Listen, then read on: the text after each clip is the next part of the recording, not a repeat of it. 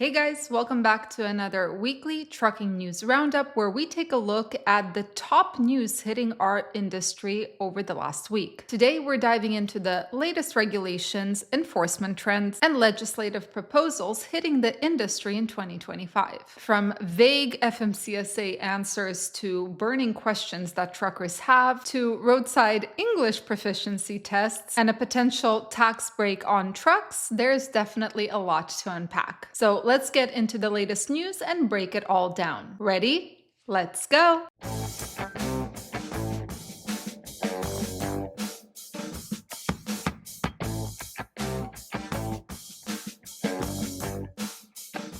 All right, so let's kick off with the FMCSA and their inability, or more correctly, their unwillingness to address issues that truckers care most about. According to Landline, the agency has been dodging some big questions about possible changes to trucking regulations under the new administration. What's on the table when we're talking about regulations? Is it hours of service? Is it English proficiency? Is it safety rules? Nobody knows yet because the FMCSA's answers are about as clear as mud. Yeah, they hide behind this general answer of we need to cut the red tape, but when it comes to actually explaining what red tape, where, and how, the FMCSA wins the award for giving non-answers. Just to give you an idea, one of the most important and the hottest topics that was up for debate was the enforcement of English proficiency, which is required by the FMCSA. Now, when this was brought up at MATS, the chief counsel of the agency actually said, well, yeah, it's our rule, but the enforcement lies with the CVSA, the Commercial Vehicle Safety Alliance inspectors. How's that for dodge and deflect? It's unbelievable. All right, now let's move away from what the FMCSA is failing to do to a state that is actually allegedly doing it. Things in Arkansas are definitely getting interesting, at least according to social media posts. Overdrive Online just released an article how allegedly state police are pulling over truck drivers in Arkansas and testing their English proficiency. Yes, right there on the road. And while there was one gentleman who made a social media post saying that this actually happened to him, he was pulled over in a wait station, given a piece of paper to pass a short exam on English proficiency, specifically to pass a reading and writing exam. The Arkansas State Police responded to this saying that they actually cannot enforce the federal regulations around English proficiency because in 2016, the FMCSA relaxed those rules. Instead, they said that a state trooper can only check the validity of a CDL. But he also said that state police and highway police are two different bodies, and truckers deal with highway police at wait stations. That being said, the Arkansas Highway Police chief said, and I'm going to quote this, "As far as us administrating English-speaking tests to truck drivers, we do not. So since we don't, there are no consequences if they fail." But another source says that that doesn't mean that there is no enforcement whatsoever. The highway police in Arkansas do ensure that drivers can speak English and read the signs, and those who fail can be issued a citation or warning, but no arrests can be made. Next, let's move on to something that is good news. We have a win in progress.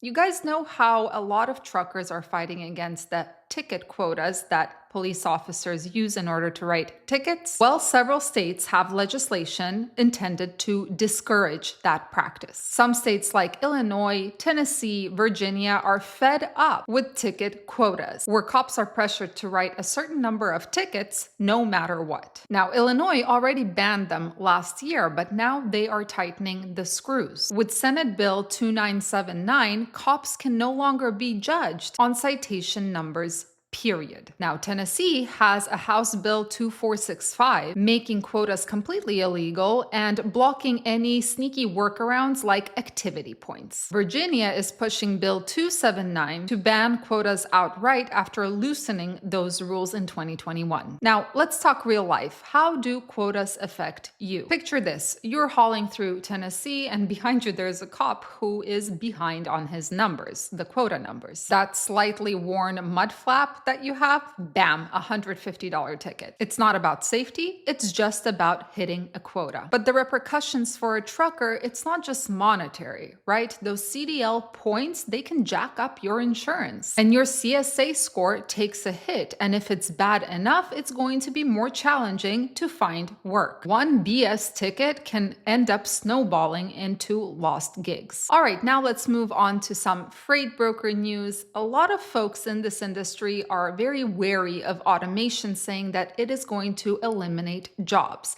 But perhaps the opposite is true, especially for freight brokers. For years, the buzz has been that automation, think AI or software, will take over the grunt work in a freight brokerage. And you know what? It's happening now. Picture this. Instead of a broker manually matching your truck to a load, AI scans the data. Pickup times, routes, rates, AI matches you up in seconds. Now, if you're thinking, well, won't automation render the brokerage profession useless? No, this is not going to eliminate freight brokers, not by a long shot. The FreightWaves piece makes it abundantly clear. AI and smart tech is definitely changing the scope of the job, but it's not kicking brokers to the curb. Instead of replacing brokers, automation is taking over the grunt work, like matching loads or tracking data, so brokers can focus on human stuff like negotiating with shippers and solving issues fast. Think of this as an upgrade or an update to brokers, not the elimination or replacement of them. For truckers, this means that brokers aren't going anywhere, they're just getting slicker with tech. The jobs might shift, but the role,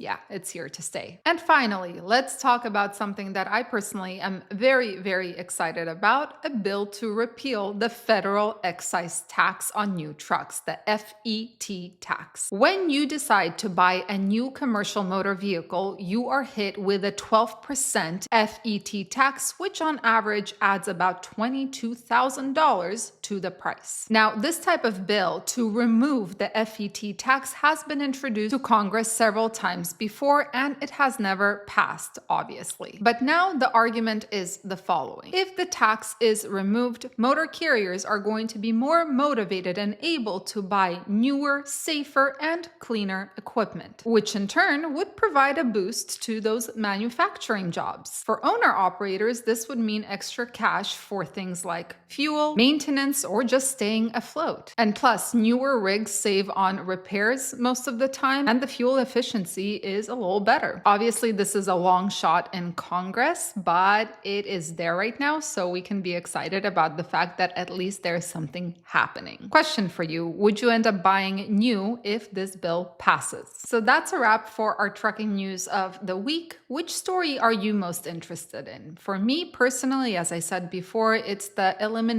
possible elimination of the federal excise tax on new trucks, followed by the fact that ticket quotas might be eliminated as well, at least in certain states. The way I see it in this market, anything that aims to reduce my expenses, I will welcome with open arms. Anyway, guys, thank you so much for joining and watching today. I hope you have a fantastic rest of your weekend. Stay safe, stay healthy, and keep learning. See you in the next video.